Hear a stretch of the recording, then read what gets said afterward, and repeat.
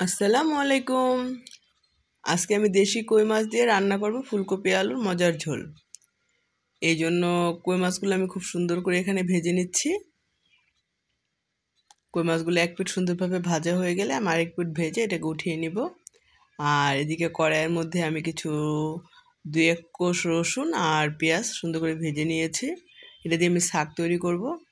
আর সামান্য জিরা ফাঁকি দিয়ে নিব এখানে। আর এখন কড়াইয়ের মধ্যে আমি ফুলকপিগুলোকেও সুন্দর করে ভেজে নিচ্ছি। ফুলকপিগুলো ভাজার সময় আমি সামান্য প্রায় হাফ চা চামচ পরিমাণ হলুদ গুঁড়া আর স্বাদ অনুযায়ী লবণ দিয়ে ফুলকপিটাকে ভেজে নিচ্ছি। এখন ঢাকনা দিয়ে সুন্দর করে এগুলোকে ঝোলটা শুকিয়ে যাওয়া পর্যন্ত ভেজে নেব।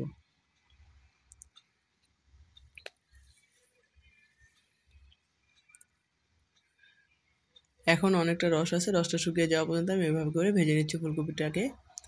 আরও একবার নেড়ে দিচ্ছি মাঝে। আমি এখানে একটা পোলাও পাতা দিয়ে নিলাম, তাহলে খুব সুন্দর একটা পোলাও পোলাও ঘ্রাণ আসে। এভাবে করে ঢাকনা দিয়ে আমি ঝোলটাকে টানিয়ে নেব।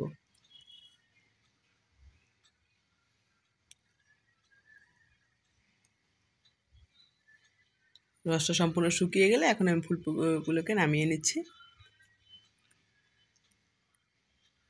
এবার সে একই কড়াইয়ের মধ্যে আমি একটু তেল দিয়ে আলুগুলোকে এভাবে করে ভেজে নেব লবণ হলুদ মেখে।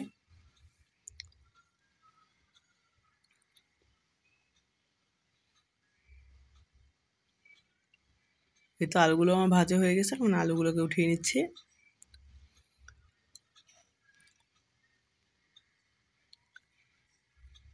এখন কিছু পেঁয়াজ কুচি ভাজা হয়ে গেলে এর মধ্যে দিয়ে নিচ্ছি আমি প্রায় 2 চামচ পরিমাণ মরিচ গুঁড়া আর 1 চামচ আর সামান্য একটু হলুদ গুঁড়া, স্বাদ অনুযায়ী লবণ, আর দিয়ে নিচ্ছি এখানে আমি আদা রসুন বাটা।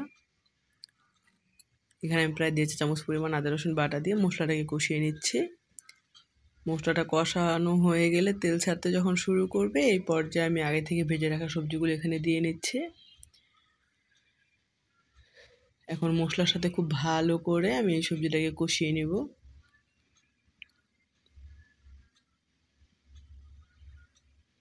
এখন এখানে আমি গরম পানি দিয়ে নিচ্ছি। এখানে প্রায় আমি 1 কাপ পরিমাণ গরম পানি দিয়ে নিলাম, ফুটানো গরম পানি। এই পর্যায়ে আমি একটা টমেটো কেটে করে দিয়ে দিচ্ছি এখানে ফালি করে। আর আগে থেকে ভেজে রাখা কই মাছটা এখন আমি এখানে দিয়ে নিব।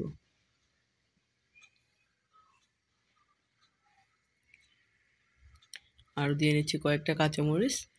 এখন ঢাকনা দিয়ে রান্না করব আমি। খুব সুন্দরভাবে বলক চলে এসছে আমার।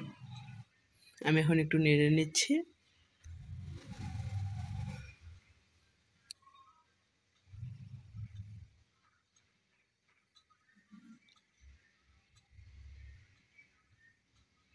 আর শাক বাটাটাও দিয়ে নিলাম, আর আমি কিছু ধনিয়া পাতা কুচিও এখানে দিয়ে নিলাম। এখন ঢাকনা দিয়ে প্রায় 1 থেকে 1.5 মিনিটের মতো রান্না করলেই হয়ে যাবে আমার। খুব ভালো করে নেড়ে চেড়ে নেব যাতে ধনিয়া পাতার ফ্লেভারটা সব দিকে সুন্দরভাবে ছড়িয়ে যায়। এখন আমি লবণটাকেও চেক করে নিচ্ছি একটু।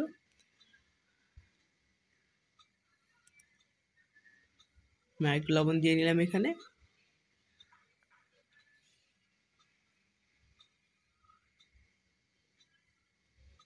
এই তো খুব সহজে তৈরি হয়ে গেল আমার ফুলকপি আলু দিয়ে দেশি কই মাছের মজার ঝোল।